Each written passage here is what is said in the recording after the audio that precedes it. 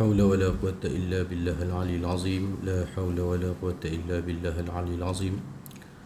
لا حول ولا قوة إلا بالله العلي العظيم. أعوذ بالله السميع العليم من الشيطان الرجيم. بسم الله الرحمن الرحيم. السلام عليكم ورحمة الله وبركاته. الحمد لله رب العالمين. الحمد لله الذي هدانا لهذا وما كنا لنهتدي لولا أن هدانا الله.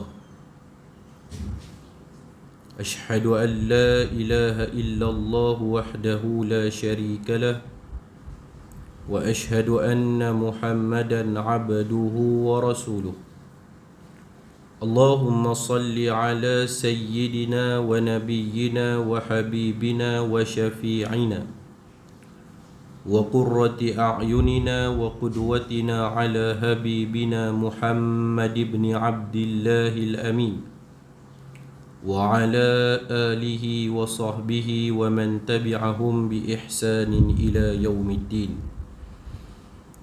قال سبحانك لا علم لنا إلا ما علمتنا إنك أنت العليم الحكيم.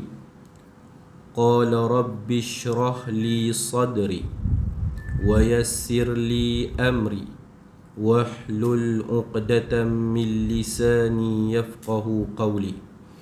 اللهم افتح علينا حكمتك وانشر علينا من خزائن رحمتك يا أرحم الراحمين. اللهم إنا نعوذ بك من علم لا ينفع ومن قلب لا يخشع ومن نفس لا تشبع ومن دعاء لا يستجاب له. ربي زدنا علما وارزقنا فهما. آمين اللهم آمين. قال الله تعالى في القرآن الكريم: أعوذ بالله من الشيطان الرجيم. يا أيها الناس اتقوا ربكم واخشوا يوما لا يجزي والد عن ولده ولا مولود هو جاز عن والده شيئا إن وعد الله حق فلا تغرنكم الحياة الدنيا ولا يغرنكم بالله الغرور. صدق الله العظيم. Wahai sekalian manusia,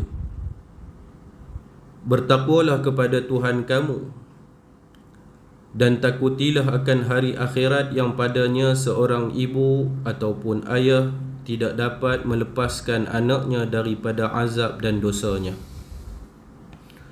dan seorang anak pula tidak dapat melepaskan ibu atau bapanya dari azab dan dosa masing-masing sedikit pun. Sesungguhnya janji Allah Subhanahu wa ta'ala itu adalah benar.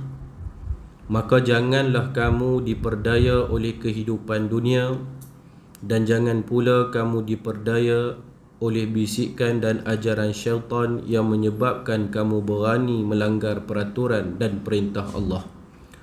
Surah Luqman, surah yang ke-31 pada ayat yang ke-33. Ayuhal mustami'ul kiram, ittaqullah usikum wa iyaya bitaqwallah. Muslimin muslimat, mukminin mukminat, ayah-ayah, ibu-ibu, saudara sidang pendengar yang dirahmati dan diberkati Allah Subhanahu wa ta'ala. Yang pertama sekali, pada tengah hari yang penuh keberkatan dan kemuliaan ini, kita panjatkan syukur yang tak terhingga kepada Allah Subhanahu wa ta'ala di atas nikmat iman dan Islam yang Allah ta'ala kurniakan kepada kita hingga saat ini.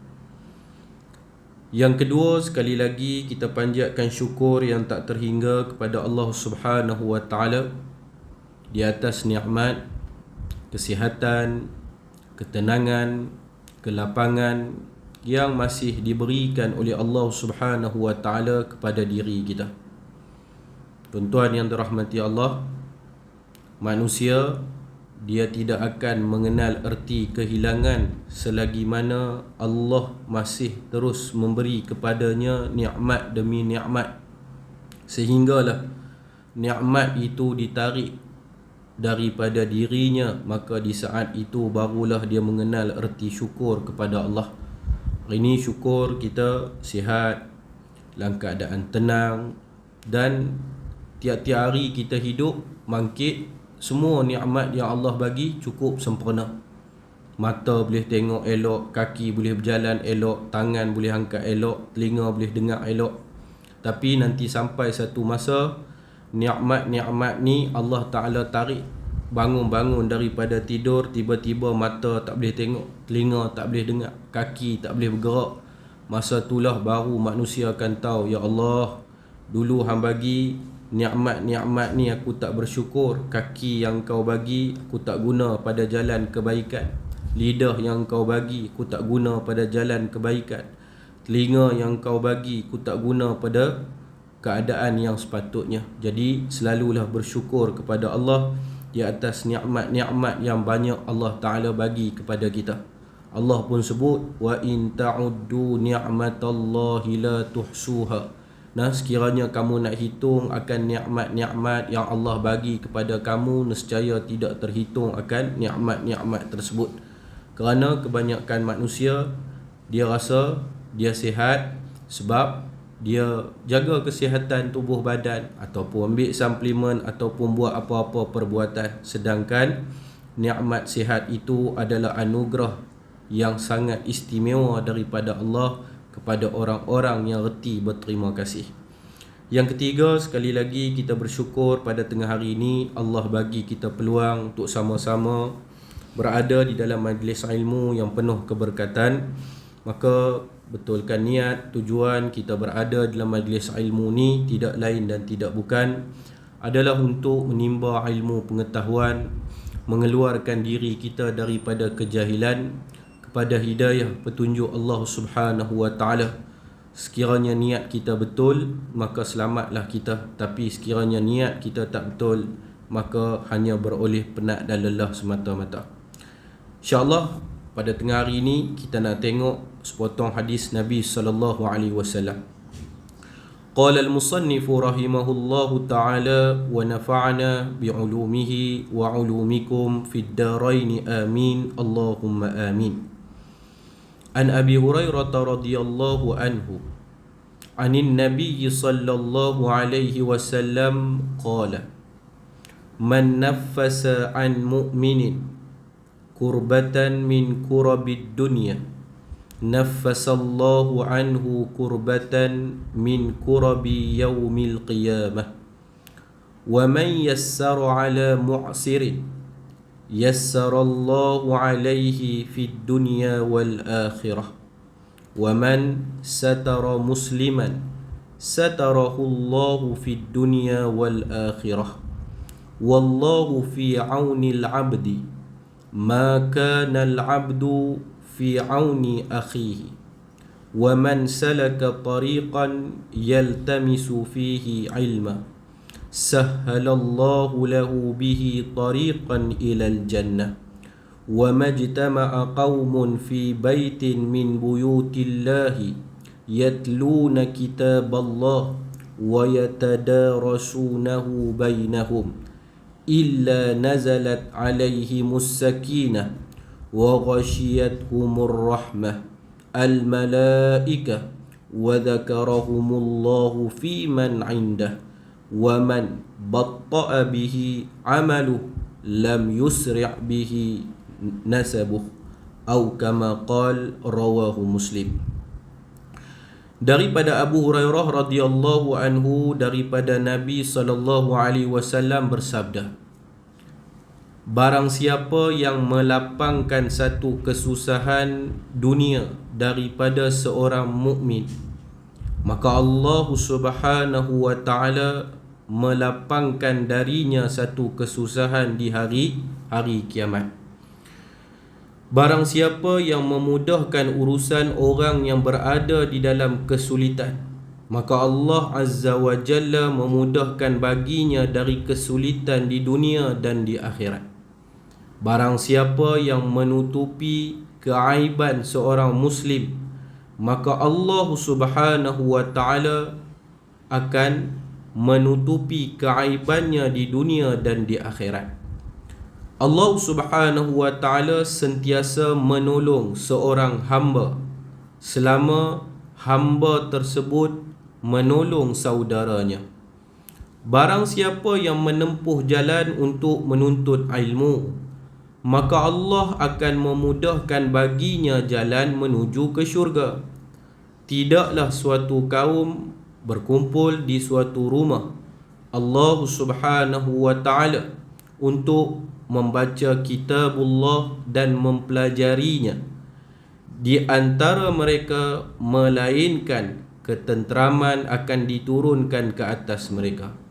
Rahmat Allah Subhanahu wa Ta'ala meliputi mereka, serta para malaikat sentiasa mengelilingi mereka, dan Allah Subhanahu wa Ta'ala menyanjung mereka di tengah-tengah para malaikat yang berada di sisinya. Barang siapa yang diperlambatkan oleh amalannya, maka garis keturunannya tidak dapat mempercepatkannya. Au kama qala.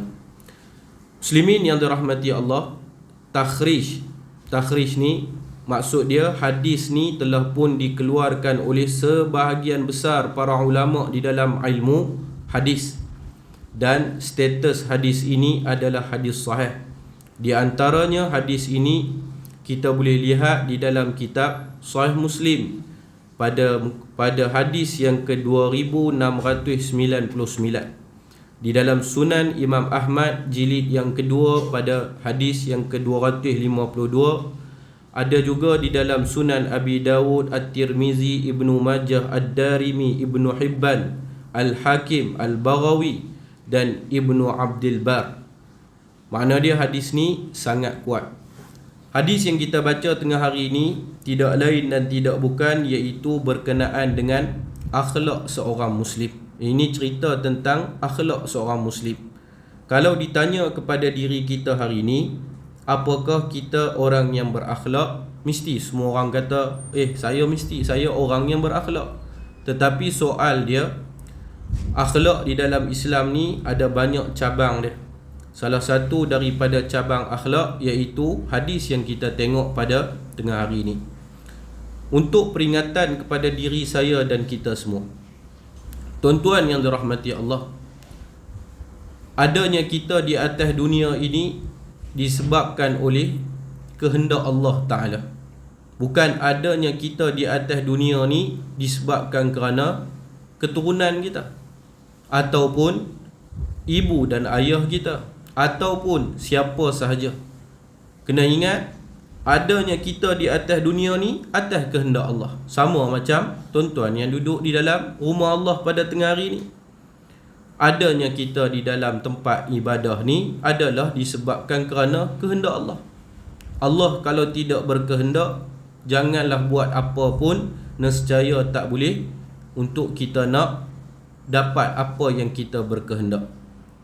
Tuan-tuan yang dimuliakan Allah, apabila kita ada di atas dunia ni dan sudah pasti ada yang mencipta kita, dalam Allah Ta'ala mencipta manusia, ada kehendak Allah ke atas diri manusia. Ada kehendak Allah ke atas diri kita. Allah berkehendak kita ada di atas dunia, dan tujuan adanya kita tidak lain dan tidak bukan untuk beribadah kepada Allah. Dalam konsep ibadah ni sendiri, kita tahu ada dua bentuk ibadah yang besar. Satu ibadah dinamakan sebagai ibadah umumiyah. Satu lagi ibadah dipanggil sebagai ibadah khususiyah. Ibadah khususiyah itu adalah ibadah-ibadah yang wajib. Sekiranya ditinggalkan, berdosa dan perlu diganti semula. Seperti solat, puasa, zakat dan perkara-perkara wajib yang lain. Adapun ibadah umumiyah ini adalah tetap dinamakan sebagai ibadah. Kalau kita buat, kita dapat pahala yang besar. Kalau kita tinggal, kita tidak berdosa, tetapi rugi besar ke atas diri kita dengan umur yang Allah bekalkan kepada diri kita. Bila kita sebut tentang ibadah umumiyah, salah satu daripada ibadah tersebut iaitu akhlak. Tuan-tuan yang dirahmati Allah, hari ni duduk atas dunia, kita kerja. Bila kita kerja, ada macam-macam kerja yang kita kena buat. Ada kala kita kerja luar daripada waktu kita bekerja, kita dibayar. Ada orang dia dapat allowance, ada orang dia dapat OT, ikutlah. Ada orang dia dapat upah, ada orang dia dapat sagu hati. Tak sama. Tapi bila kerja yang kita buat luar daripada konsep kerja yang sepatutnya kita buat. Sepatutnya kita buat kerja, kita kerja 8 pagi 5 petang. Luar daripada waktu bekerja tu, kalau kita buat kerja lagi, dunia pun lagi orang dah bagi kat kita imbuhan tambahan. Macam tu juga dengan ibadah akhirat. Bila Allah suruh kita solat 5 waktu, itu yang wajib. Lebih daripada tu, luar daripada tu, ada bonus yang Tuhan nak bagi. Untuk dunia kita hambat, kita pulun, kita sanggup berpenat lelah, sanggup balik lewat, semata-mata nak dapat sikit abuan. Kita rasa tak cukup dengan apa yang kita dapat bulanan. Sebab apa tuan-tuan? Sebab perbelanjaan kita besar. Kita nak rasa macam orang lain rasa, tapi tak teringinkah kita nak rasa kesenangan di akhirat? Nak rasa kesenangan di akhirat tidak cukup dengan ibadah-ibadah fardu yang kita buat. Jadi besok bila kita balik jumpa Tuhan, yang fardu kita buat ni ditimbang. Timbang, solat, puasa. Tetapi kita kena tahu tuan-tuan, dalam satu hadis Nabi SAW menyebut, amalan yang paling berat di atas timbangan Allah itu bukan datang daripada ibadah yang wajib. Paling berat bukan solat, paling berat timbang ni, timbang solat, khusyuk, sempurna rukun-rukun yang terkandung dalam solat, rukun qauli, rukun fi'li, rukun qalbi, semua perfect. Semayang dengan bacaan yang tertib, perfect. Dia semayang, dia dapat 100 markah. Tapi bila ditimbang, bukan solat itu yang paling berat. Puasa terbaik, sepanjang puasa jaga mata, jaga lidah, jaga hati, ala kadar saja dalam puasa. Tapi bila ditimbang, bukan puasa tu yang paling berat. Yang paling berat di atas timbangan Allah Ta'ala itu datang daripada ibadah umumiyah, iaitu ahsanul qulub, akhlak yang mulia. Akhlak yang mulia itulah yang paling berat timbangan dia. Jadi muslimin, para jemaah yang saya kasih sekalian, tengah hari ni kita nak bawa diri kita sama-sama untuk merenung ke dalam diri kehidupan harian yang kita lalui. Apakah kita sebahagian daripada orang yang memiliki akhlak yang baik ataupun sebaliknya? Dalam hadis yang kita bacakan tadi, kita dengar dah beberapa komponen-komponen tuntutan yang dikehendaki oleh baginda Nabi SAW dalam kehidupan seharian kita. Sebelum kita nak pergi lebih jauh, kita tengok lagi satu hadis Nabi SAW. Tuan-tuan, Nabi kata, al-muslimu akhul muslim. Orang Islam ni dia kena tahu, semua orang Islam yang duduk di atas dunia ni, selagi dia tidak mensyirikkan Allah Ta'ala, mereka adalah saudara di antara satu sama lain. Bila disebut tentang saudara di antara satu sama lain, maka Islam menuntut cara kita nak bermuamalah dengan mereka, la yazlimuhu wa la yuslimuh. Orang yang mengaku setiap orang Islam itu bersaudara, haram ke atas diri mereka menzalimi saudara-saudara mereka dan apa? Wala yuslimuh, dan tidak boleh membiarkan mereka diganggu oleh orang lain. Kemudian Nabi kata lagi, wa man kana fi hajati akhi kana Allahu fi hajatihi. Bagi orang Islam, dia tidak boleh, bagi orang Islam, kata Nabi SAW, apabila dia membantu satu keperluan saudaranya, maka Allah Subhanahu wa taala sentiasa akan menolongnya. Barang siapa yang melapangkan satu kesusahan kepada orang Islam yang lain, maka Allah Ta'ala akan melapangkan baginya dari salah satu kesempitan di hari akhirat. Dan barang siapa yang menutup aib orang Islam, maka Allah Subhanahu wa Ta'ala akan menutup aibnya pada hari kiamat. Baik. Apa syarah hadis ni? Yang pertama sekali, baginda Nabi SAW menyebut, barang siapa yang melepaskan ataupun melapangkan satu kesusahan dunia daripada satu orang Islam. Siapa dia orang Islam ni? Kehendak Nabi dalam hadis ni, siapa yang mengaku dia Islam, maka Islam ni ikat kita dengan undang-undang. Sama macam kerja. Kita kerja makan gaji, kita tak boleh buat suka hati kita. Rasa hari ni nak masuk pukul 9, rasa esok nak masuk pukul 10, rasa hari ni nak main pejabat pakai selipar, tak boleh. Kita diikat dengan majikan, kita ikat kita dengan undang-undang. Hidup atas dunia, Allah ikat kita dengan peraturan-peraturan yang telah ditetapkan, sama ada datang melalui Al-Quran ataupun hadis Nabi SAW. Jadi dalam hadis ni, Nabi berkehendak mana-mana orang Islam yang dia mengaku orang Islam yang lain saudara dia, selagi mana orang Islam tu tidak mensyirikkan Allah Ta'ala, maka yang pertama sekali dalam hadis yang kedua kita bacakan tadi, Nabi SAW kata kita tak boleh menzalimi dia. Kita tak boleh menzalimi dia, sama ada daripada perbuatan, sama ada daripada perkataan, ataupun apa sahaja perkara yang dikategorikan sebagai kezaliman. Yang kedua, kita tak boleh biarkan orang Islam itu diganggu. Tak boleh biarkan, kita tengok orang Islam dalam keadaan sedang menghadapi satu masyarakah, maka kita kena tolong. Banyak sejarah kalau kita nak sebut, tapi keutamaan kita nak tengok hadis ni. Maka Nabi kata, siapa yang melapangkan satu kesusahan daripada diri saudara seislamnya, maka Allah Ta'ala berjanji akan melepaskan dia daripada kesusahan pada hari kiamat. Tuan-tuan kena tahu, kesusahan dunia ni datang dengan banyak jalan. Dari dunia ni, susah ni main macam-macam jalan. Kadang-kadang kesusahan tu datang daripada kawan kita, ahli keluarga kita, jiran kita, orang yang kita kenal, ataupun orang yang kita tak kenal.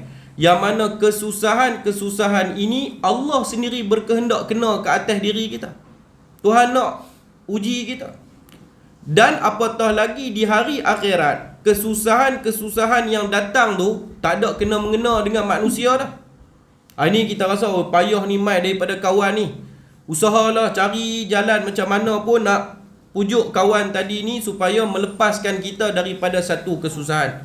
Orang bawa kita pergi ke mahkamah, contoh, dia sabit kita, dia cas kita, dia saman kita dengan satu kesalahan yang kita buat. Allah, susah kita nak kena ambil lawyer, nak kena cari bukti, tak tidur malam kita. Kesusahan ni Allah asbabkan datang dengan manusia. Yang mana kesusahan ni Allah boleh hilangkan macam tu sahaja melalui manusia ataupun melalui Allah Ta'ala sendiri. Tapi Tuhan kata, hari akhirat pun ada kesusahan. Tetapi kesusahan yang datang kepada manusia pada hari akhirat langsung tidak bersangkutan dengan manusia. Tak ada sebab jiran, tak ada sebab mak ayah, tak ada sebab anak-anak, tak ada sebab isteri, tak ada sebab kawan-kawan. Sebab susah di akhirat, Allah nak kita susah. Faham tak tuan-tuan? Bos nak kita susah, boleh terlepas lagi, dia pun manusia, Tuhan pegang hati dia. Isteri nak kita susah, suami nak kita susah, boleh terlepas lagi sebab dia pun manusia. Tuan-tuan renung baik-baik ni, faham baik-baik, pelan-pelan bawa diri. Bayangkan hari akhirat Allah yang nak kita susah. Allah sendiri nak kita susah.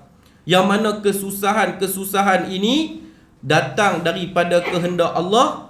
Barang siapa yang hidup di atas dunia ni, Tuhan kata, dulu masa atas dunia, dia ada peluang tengok satu saudara seislam dia dalam kesusahan, tapi dia tak usaha untuk nak tolong, maka kesusahan pada hari akhirat Tuhan tak akan tolong dia. Faham tak ni? Pada hari akhirat, yauma la zilla illa zilluh, Allah tak suka, Allah tak berkehendak nak tolong kita. Oi, kalau Tuhan tak berkehendak nak tolong kita, siapa lagi nak tolong kita? Atas dunia, dia ni tak mau tolong, tak apa, dia ni ada, dia ni ada, dia ni ada. Nah, tuan-tuan yang dirahmati Allah. Kemudian kita tengok berkenaan dengan masalah ni, masalah dia apa? Masalah kesusahan dunia dan akhirat ni banyak sangat disebut oleh Nabi SAW di dalam hadis-hadis yang lain. Banyak. Iaitu salah satunya contoh kita tengok, baginda Nabi SAW bersabda, wa innama yarhamullahu min ibadihir bihir ruhama. Sesungguhnya Allah Subhanahu wa ta'ala menyayangi hamba-hambanya yang penyayang. Makna dia Allah tembak masuk dalam hati manusia ada satu sifat, yang mana sifat ini kita panggil sebagai apa, tuan-tuan? Sifat ini kita panggil sebagai ihsan. Ihsan. Ada dalam diri manusia ni ihsan, yang mana kita tengok nilai ihsan, nilai-nilai kemanusiaan. Manusia sepatutnya Allah cipta dalam diri dia ada ihsan. Tak mesti dia Islam.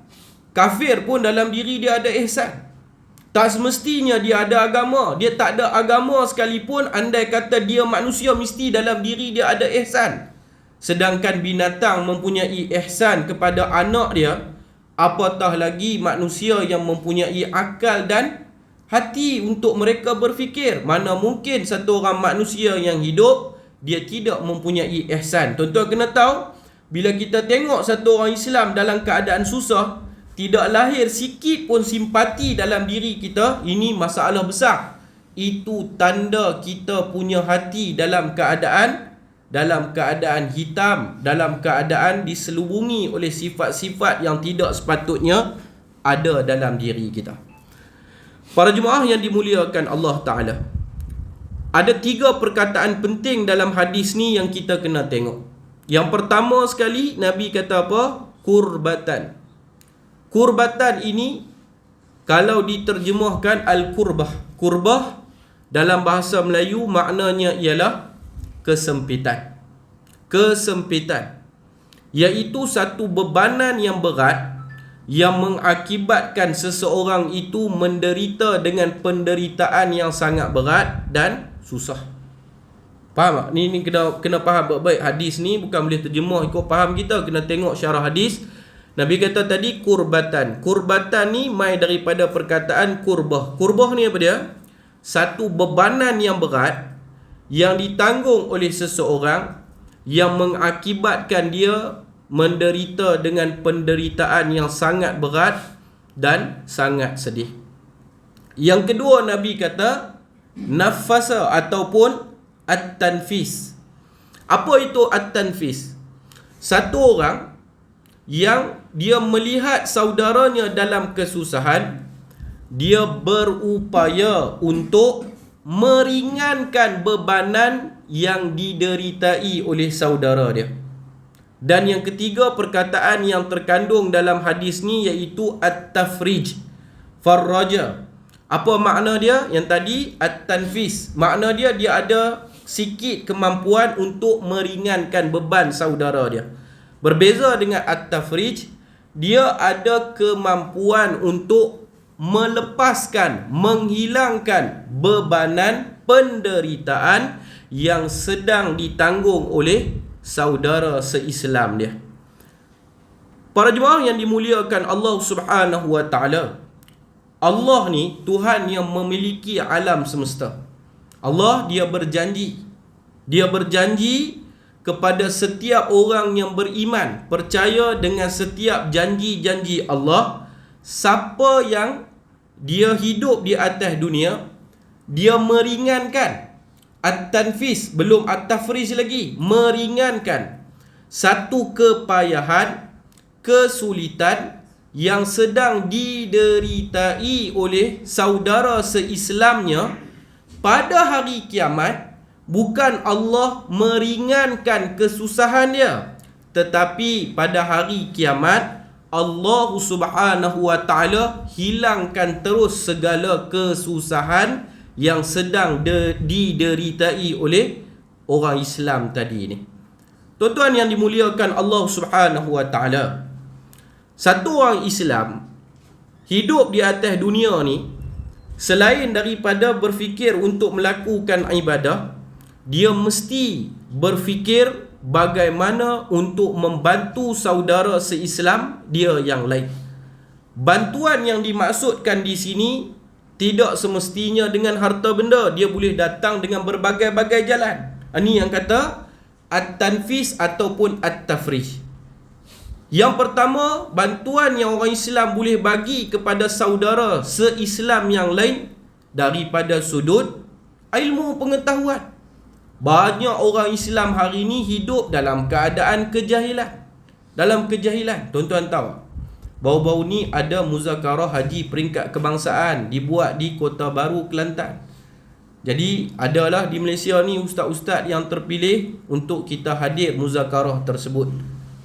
Dalam muzakarah tu, ada satu orang ustaz telah mengajukan satu soalan kepada pakar rujuk tabung haji.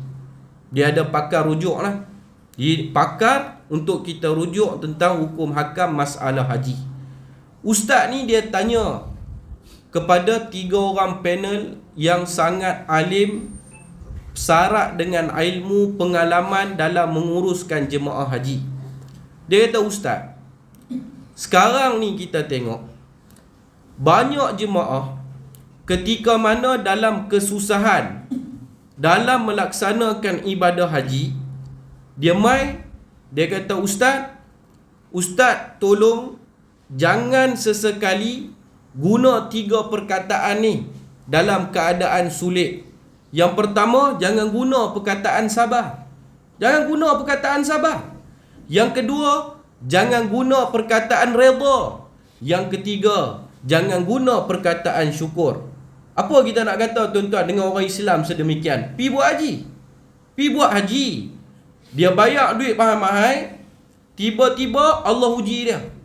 Allah uji dia dengan kepanasan. Allah Ta'ala uji dia dengan kematian. Allah Ta'ala uji dia dengan kesakitan. Allah Ta'ala uji dia macam-macam. Yang mana ujian-ujian ini tuan-tuan, di dalamnya perlu didahului dengan sabar. Tapi jemaah ni, dia kata, Ustaz, jangan duk cerita kat saya tentang sabar. Jangan duk explain tentang syukur. Jangan duk explain tentang redha dengan ketentuan Allah. Jangan, saya tak mau dengar 3 perkataan ni.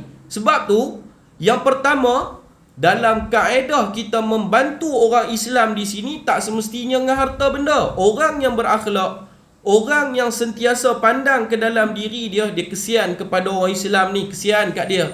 Allah dah lah jemput dia datang. Untuk perjalanan, contoh secara ringkas paling mudah kita fikir tuan-tuan, untuk perjalanan haji ni, sabar ni benda yang paling tinggi sekali.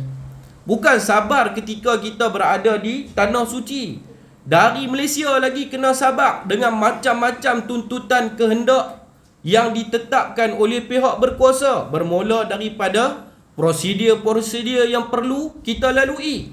Sabar. Ujian kesihatan sudahlah tuan-tuan. Dan ujian kesihatan dia untuk orang pergi haji ni tak sama. Bila umur 40 ke atas, ujian kesihatan dia lagi detail. Ada ujian kena mangkit duduk 10 kali sampai krem kaki-kaki. Kena sabar.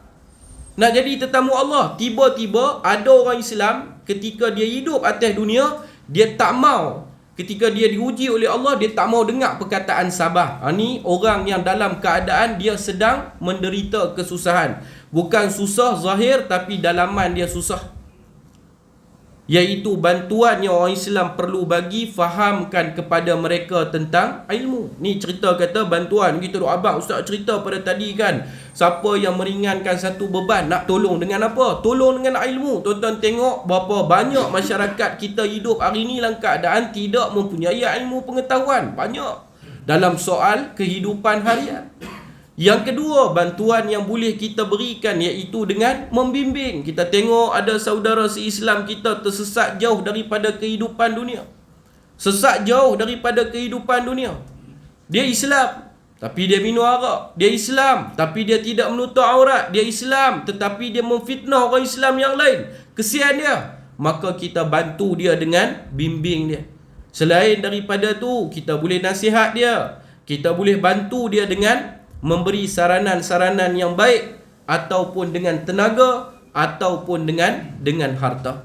Maka dengan bantuan-bantuan ini, kita dapat menghilangkan kesusahan ataupun penderitaan yang sedang dideritai oleh satu orang Islam yang hidup di atas muka bumi Allah Subhanahu wa taala.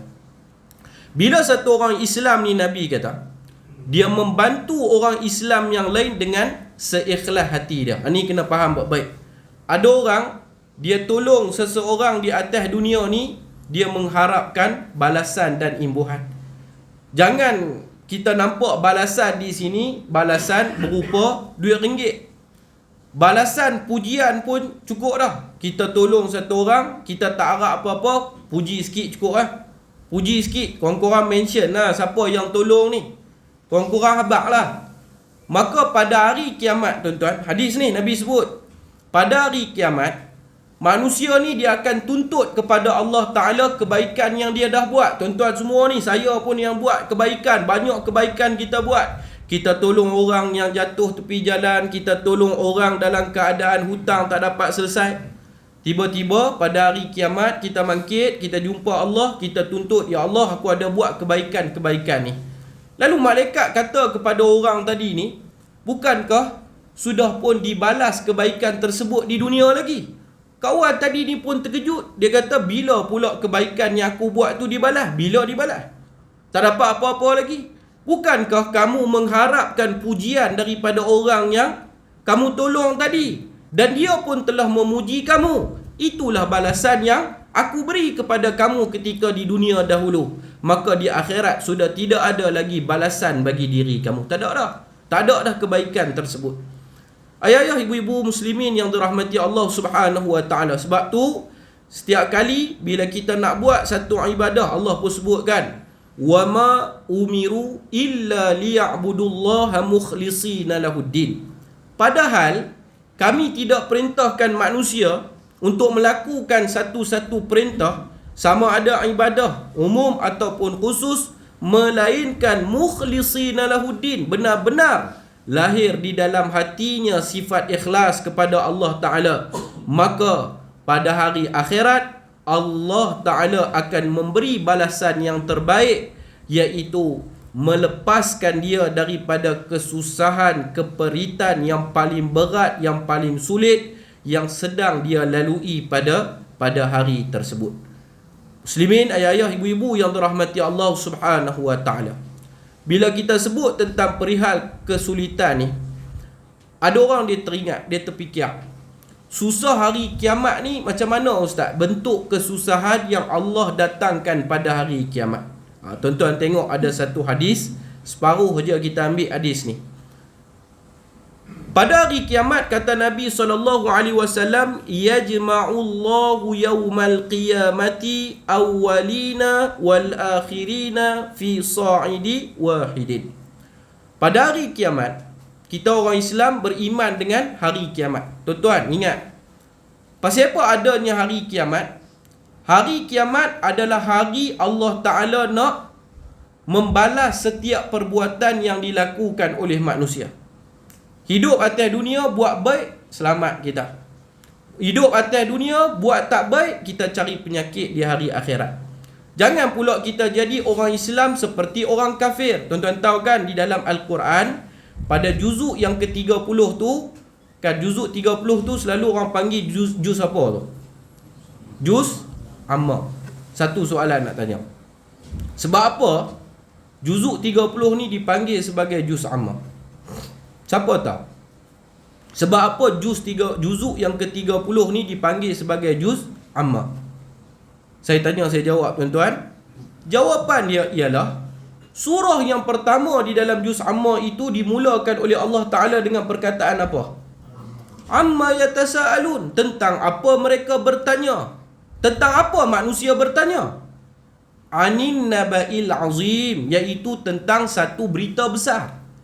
allazi hum fihi mukhtalifun, yang padanya mereka saling bertelingkah di antara satu sama lain. Tuan-tuan tahu tak cerita surah ni turun pasal apa? Orang-orang musyrikin Mekah, depa minum arak, depa berzina, depa tindas orang, depa bunuh orang, depa ambil hak orang, depa dedahkan aib orang, depa buat dunia ni serupa macam mak tiri laki pak depa punya. Macam-macam. Lalu Nabi SAW cerita kepada mereka tentang Islam. Islam tak bagi buat benda ni. Islam suruh kita jauh benda ni. Mailah masuk agama Islam. Lalu mereka saling berbeza pendapat antara satu sama lain. Betul ke Islam duk cerita-cerita tadi? Sebab Nabi kata, kena ingat hidup atas dunia ni tak kekal. Satu hari manusia ni nanti mati. Bila mati dia balik jumpa Allah. Bila jumpa Allah, Allah nak menilai setiap perbuatan sepanjang kita hidup atas dunia.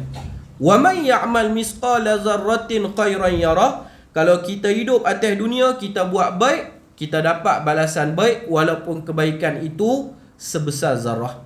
Wa man ya'mal misqala dzarratin, tapi kena ingat, duduk atas dunia, kalau kita buat jahat, kalau jahat tu sebesar zarah pun, apa dia jahat sebesar zarah ni tuan-tuan? Kejahatan sebesar zarah ni apa dia? Kejahatan yang dikira sebesar zarah. Menipu, mendedahkan aib orang lain ni.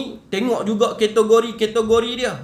Cari kelemahan diri orang Islam. Buat satu kejahatan kecil ya pada pandangan mata kita. Tapi Tuhan kata akan aku balas.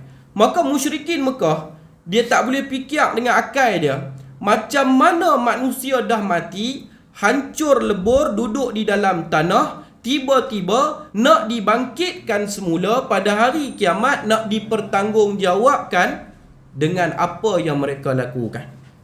Macam mana ni? Maka Nabi SAW kata, hari kiamat Allah akan kumpul generasi manusia yang pertama sampai generasi manusia yang terakhir. Tengok ni kronologi perjalanan kita. Beranak keluar mai, duduk di hospital, tak sampai 24 jam, doktor kata okey, cantik semua, boleh balik rumah. Mulalah perjalanan hidup di dunia. Tapi macam mana perjalanan hidup di akhirat?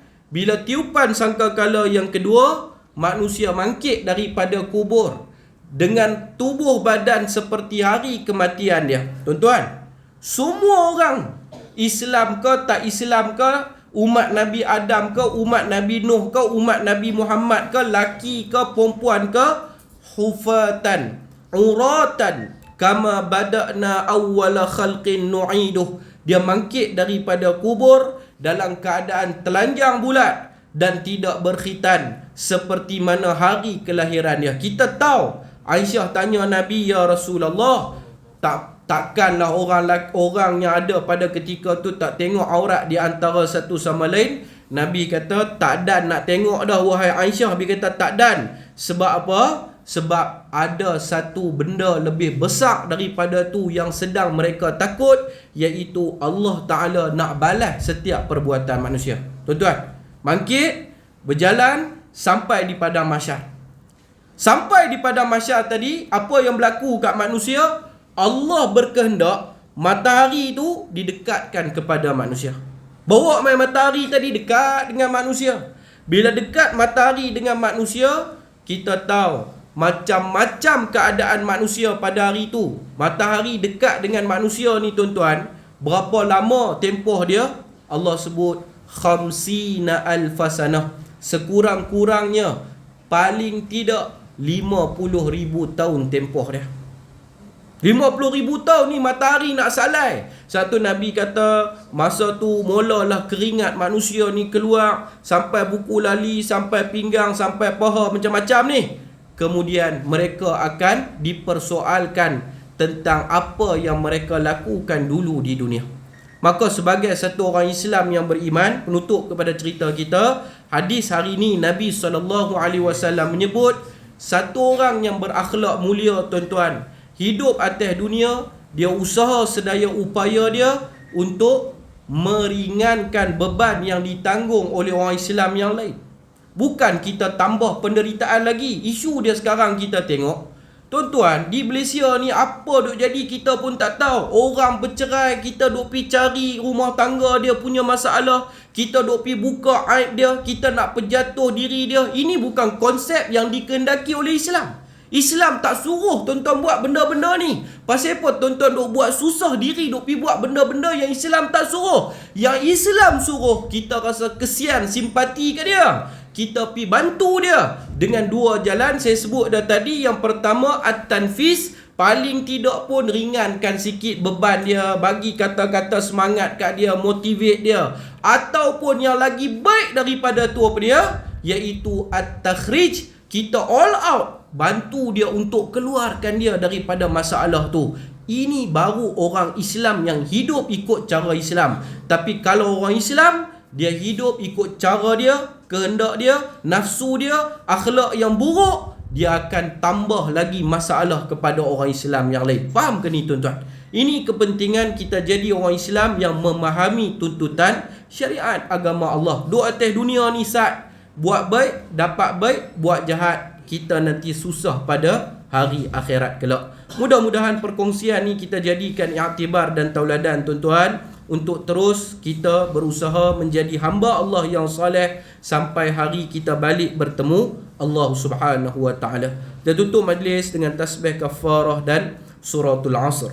Subhanakallahumma wa bihamdika asyhadu an la ilaha illa anta astaghfiruka wa atubu ilaik. Wal 'asr innal insana lafi khusr illa allazina amanu wa 'amilus salihat wa tawasaw bil haqqi wa tawasaw bis sabr. A'udzu billahi minasy syaithanir rajim. Radina billahi rabba wa bil islami dina wa bi Muhammadin sallallahu alaihi wasallam nabiyyan wa rasula. Allahumma ij'al jam'ana hadza jam'an marhuma wa tafarruqna min ba'dihi tafarruqan ma'suma. Amin. Allahumma amin. Walhamdulillahi rabbil alamin. Assalamualaikum warahmatullahi wabarakatuh.